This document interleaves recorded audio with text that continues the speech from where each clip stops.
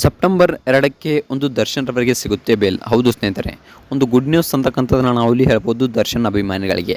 So Darshan ರವರಿಗೆ bale ಸಿಗಲಿದೆ. ಒಂದು ಧನ್ವೀರ್ ಅವರು ಕೂಡ ಒಂದು ತುಂಬಾ ಖುಷಿಯಾಗಿದ್ದಾರೆ. ಹಾಗೆ ಒಂದು ಧನ್ವೀರ್ ಆಗಿರ್ಬೋದು, ಹಾಗೆ ಈ ಕಡೆ ನೋಡಬೇಕಪ್ಪ ಅಂತಂದರೆ ರಕ್ಷಿತಾ ಆಗಿರ್ಬೋದು, ರಕ್ಷಿತಾ ಪ್ರೇಮ್ ಆಗಿರ್ಬೋದು. ಸೊ ಒಂದು ತುಂಬಾ ಖುಷಿಯಾಗಿದ್ದಾರೆ. ಒಂದು ದರ್ಶನ್ ರವರನ್ನ ಭೇಟಿ ಆಗಲಿಕ್ಕೆ ಹೋಗಿದ್ದರು.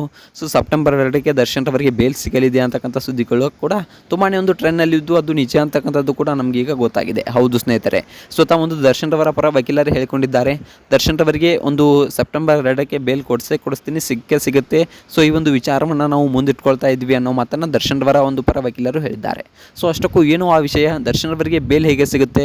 ಸೊ ಮೊಟ್ಟ ಮೊದಲನೇದಾಗಿ ಕೋರ್ಟ್ ಒಂದು ತೀರ್ಪನ್ನು ನೀಡಿದೆ. 1 ವರ್ಷಗಳ ಕಾಲ ದರ್ಶನ್ ರವರಿಗೆ ಯಾವುದೇ ರೀತಿಯ ಬೇಲ್ ಸಿಗೋದಿಲ್ಲ ಅನ್ನೋ ತೀರ್ಪನ್ನು ನೀಡಿದೆ. ಆದರೂ ಹೇಗೆ ಒಂದು ದರ್ಶನ್ ರವರಿಗೆ ಬೇಲನ್ನು ಕೊಡಿಸ್ತಾರೆ? ಒಂದು ಅವರ ಪರ ವಕೀಲರು ಮಾಡಿರೋ ಪ್ಲ್ಯಾನ್ ಆದರೂ ಏನು? ಇದೆಲ್ಲದರ ಬಗ್ಗೆ ಸಂಪೂರ್ಣವಾದ ಮಾಹಿತಿಯನ್ನು ಈ ಒಂದು ವಿಡಿಯೋದಲ್ಲಿ ನಾನು ನಿಮಗೆ ತಿಳಿಸ್ಕೊಡ್ತೀನಿ. ಅದಕ್ಕೂ ಮೊದಲು ನೀವು ನಮ್ಮ ಚಾನಲ್ಗೆ ಹೊಸಬರಾಗಿದ್ದರೆ, ನೀವೇನು ನಮ್ಮ ಚಾನಲ್ಗೆ ಸಬ್ಸ್ಕ್ರೈಬ್ ಮಾಡಿಲ್ಲ ಅಂದರೆ ಈ ಕೂಡಲೇ ಸಬ್ಸ್ಕ್ರೈಬ್ ಮಾಡಿ. ಹಾಗೆ ಒಂದು ಪಕ್ಕದಲ್ಲಿರೋ ಬೆಲ್ ಐಕನನ್ನು ಪ್ರೆಸ್ ಮಾಡೋದ್ರ ಮೂಲಕ ನಮಗೆ ಸಪೋರ್ಟ್ ಮಾಡಿ. ಹಾಗಿದ್ರೆ ತಡ ಯಾಕೆ ಮಾಡೋದು, ಬನ್ನಿ ಸ್ನೇಹಿತರೆ ವಿಡಿಯೋನ ಸ್ಟಾರ್ಟ್ ಮಾಡೋಣ. ಇನ್ನು ಮೊಟ್ಟ ಮೊದಲನೇದಾಗಿ ನೋಡಬೇಕಪ್ಪ ಅಂತಂದರೆ, ಒಂದು ದರ್ಶನ್ ರವರು ಈಗಾಗಲೇ ಒಂದು ಕೇಸ್ನಲ್ಲಿ ಒಳಗಡೆ ಇದ್ದಾರೆ. ಸೊ ಯಾವ ರೀತಿಯಾಗಿ ಅಪ್ಪ ಅಂತಂದರೆ, ಸೊ ಒಂದು ತುಂಬಾ ಒಂದು ಕ್ರೂರವಾಗಿ ಒಂದು ಚಿತ್ರಹಿಂಸೆಯನ್ನು ಇವತ್ತು ಕೂಡ ಪಡ್ತಾ ಇದ್ದಾರೆ. ಸೊ ತಾವು ಮಾಡಿರ್ತಕ್ಕಂಥ ತಪ್ಪಿನ ಬಗ್ಗೆ ಇವತ್ತಿಗೂ ಕೂಡ ಒಂದು ಕಷ್ಟವನ್ನು ಪಡ್ತಾ ಇದ್ದಾರೆ. ಇಂದಿಗೆ ಅವರು ಮಾಡಿರೋ ತಪ್ಪಿನ ಅರಿವಾಗಿದೆ ಕೂಡ, ಬಟ್ ಆದರೆ ಏನು ಮಾಡೋಕ್ಕೆ ಆಗೋದಿಲ್ಲ. ಈಗಾಗಲೇ ಒಂದು ದರ್ಶನ್ ರವರು ಜೈಲಿನಲ್ಲಿ ಇದ್ದಾರೆ. ಇನ್ನು ನೋಡಬೇಕಪ್ಪ ಅಂತಂದರೆ, ಹೊರಗಡೆ ಇದ್ದಾಗ ತುಂಬಾ ಒಂದು ಒಳ್ಳೆಯ ಕೆಲಸಗಳನ್ನು ಕೂಡ ಮಾಡಿದ್ದಾರೆ. ಸೊ ಯಾವ ರೀತಿ ಅಂದರೆ, ಒಂದು ಹಲವಾರು ಜನರಿಗೆ ಒಂದು ತಮ್ಮ ಮನೆ ಬಾಗಿಲಿಗೆ ಬಂದಂಥವರಿಗೆ ಯಾವತ್ತೂ ಕೂಡ ವಾಪಸ್ ಕಳಿಸಿಲ್ಲ. ಸೊ ಒಂದು ಏನೇ ಆಗಲಿ ತಮ್ಮ ಕೈಲಾದಷ್ಟು ಒಂದು ಕೊಟ್ಟು ಕಳಿಸಿದ್ದಾರೆ. ಹಾಗೆ ಒಂದು ಹಲವಾರು ಪ್ರಾಣಿ ಪಕ್ಷಿಗಳನ್ನು ಕೂಡ ಒಂದು ದತ್ತು ಪಡೆದು ಸಾಕಿದ್ದಾರೆ. ಸೊ ಇಷ್ಟೆಲ್ಲ ಒಳ್ಳೆಯ ಕೆಲಸವನ್ನು ದರ್ಶನ್ ರವರು ಮಾಡಿದ್ದಾರೆ. ಆದರೆ ಇಂದಿಗೆ ಅವರು ಮಾಡಿರೋ ಒಂದೇ ಒಂದು ತಪ್ಪು, ಅದು ಎಲ್ರಿಗೂ ಕೂಡ ಎದ್ದು ಕಾಣ್ತಾ ಇದೆ. ಸೊ ಅದು ಏನು ಸರಿ ಅಂತ ನಾನು ಹೇಳ್ತಾ ಇಲ್ಲ. ಸೊ ಅದು ತಪ್ಪು, ಅವರು ಮಾಡಿರೋ ಒಂದು ತಪ್ಪಿಗೆ ಶಿಕ್ಷೆ ಆಗಲೇಬೇಕು. ಆದರೆ ಅವ್ರು ಯಾಕೆ ಹೈಲೈಟ್ ಆಗೋದು? ಸೊ ಇಂದಿನ ದಿನಮಾನಗಳಲ್ಲಿ ಯಾವ ರೀತಿಯಾಗಿದೆಯಪ್ಪ ಅಂತಂದರೆ, ಒಂದು ರಾಜಕಾರಣಿ ಮಕ್ಕಳುಗಳಾಗಿರ್ಬೋದು, ಸೊ ಹಲವಾರು ತಪ್ಪುಗಳನ್ನು ಮಾಡಿದ್ರು ಕೂಡ ಒಂದು ಪ್ರೂವ್ ಆದರೂ ಕೂಡ ಅವರು ಹೊರಗಡೆ ಬಂದೇ ಬರ್ತಾರೆ. ಸೊ ಬೇಲ್ ಸಿಕ್ಕಿದೆ, ಎಷ್ಟೋ ಒಂದು ರಾಜಕಾರಣಿಗಳ ಮಕ್ಕಳಿಗೆ ಒಂದು ಬೇಲ್ ಸಿಕ್ಕಿದೆ. ಆದರೆ ದರ್ಶನ್ ಅವರ ಪರವಾಗಿ ನೋಡಿದ್ರೆ ಯಾಕೆ ಈ ರೀತಿ ಆಗ್ತಾ ಇದೆ?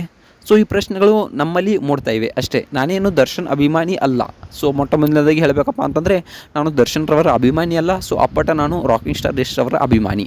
ಹೌದು ಸ್ನೇಹಿತರೆ, ನಾನು ಮಾತನಾಡ್ತಿರೋದು ಇಲ್ಲಿ ಒಂದು ಸತ್ಯದ ಪರವಾಗಿ. ಯಾಕಪ್ಪ ಅಂತಂದರೆ, ಮೊನ್ನೆ ಯಾರೋ ನಾನು ಒಂದು ಇನ್ಸ್ಟಾಗ್ರಾಮ್ ಪೋಸ್ಟ್ನಲ್ಲಿ ನೋಡಿದೆ. ಸೊ ಒಂದು ರಾಜಕಾರಣಿಯವರ ಮಗ ಒಂದು ಕೊಲೆ ಮಾಡಿರೋದು ಒಂದು ಸಾಬೀತಾದರೂ ಕೂಡ ಅವರಿಗೆ ಬೇಲ್ ಸಿಕ್ಕಿದೆ.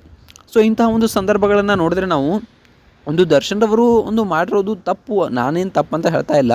ಸೊ ಒಂದು ತಪ್ಪು ಮಾಡಿದ್ದಾರೆ, ಶಿಕ್ಷೆ ಆಗಲಿ, ಅದು ಬೇಡ ಅಂತಂತಿಲ್ಲ. ಸೊ ಇಂತಹ ಒಂದು ಘಟನೆಗಳು ಯಾಕೆ ನಡೀತಿವೆ? ಸೊ ಒಬ್ರಿಗೊಂಥರ ನ್ಯಾಯ, ಇನ್ನೊಬ್ರಿಗೊಂಥರ ನ್ಯಾಯ. ಸೊ ಈ ಥರದ್ದು ಯಾಕೆ ನಡೀತಾ ಇದೆ? ಸೊ ಇದನ್ನೇ ನಾನು ಪ್ರಶ್ನಿಸುತ್ತಿರೋದು.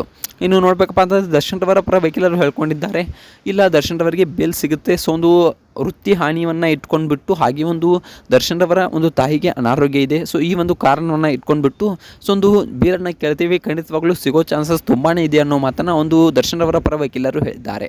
ಇನ್ನು ನೋಡಬೇಕಪ್ಪ ಅಂತಂದರೆ, ಕೆಲವೊಂದಿಷ್ಟು ಜನ ಹೇಳ್ತಾ ಇದ್ದಾರೆ ದರ್ಶನ್ ರವರಿಗೆ ಬೇಲ್ ಸಿಗಲೇಬಾರ್ದು, ಅವ್ರು ಮಾಡಿರೋ ತಪ್ಪಿಗೆ ಅವರಿಗೆ ಜೀವಾವಧಿ ಶಿಕ್ಷೆ ಆಗಬೇಕು ಅನ್ನೋ ಮಾತನ್ನು ಕೆಲವೊಂದಿಷ್ಟು ಜನ ಹೇಳ್ತಾ ಇದ್ದಾರೆ. ಇನ್ನು ಕೆಲವೊಂದಿಷ್ಟು ಜನ ದರ್ಶನ್ ರವರಿಗೆ ಬೇಲ್ ಸಿಗಲಿ ಅನ್ನೋ ಮಾತನ್ನು ಕೂಡ ಹೇಳ್ತಾ ಇದ್ದಾರೆ. ಸೊ ಇದ್ರ ಬಗ್ಗೆ ನಿಮ್ಮ ಅಭಿಪ್ರಾಯವೇನು? ದರ್ಶನ್ ರವರಿಗೆ ಬೇಲ್ ಸಿಗಬೇಕಾ, ಅಥವಾ ಅವ್ರು ಮಾಡಿರೋ ತಪ್ಪಿಗೆ ಒಂದು ಕೊನೆ ಕ್ಷಣದವರೆಗೂ ಜೈಲಿನಲ್ಲಿ ಒಂದು ಕೊಳಿಬೇಕಾ? ಇದರ ಬಗ್ಗೆ ನಿಮಗೆ ಅನ್ನಿಸ್ತೇನೆ ಅಂದ್ರೆ ಕಮೆಂಟ್ ಮಾಡಿ.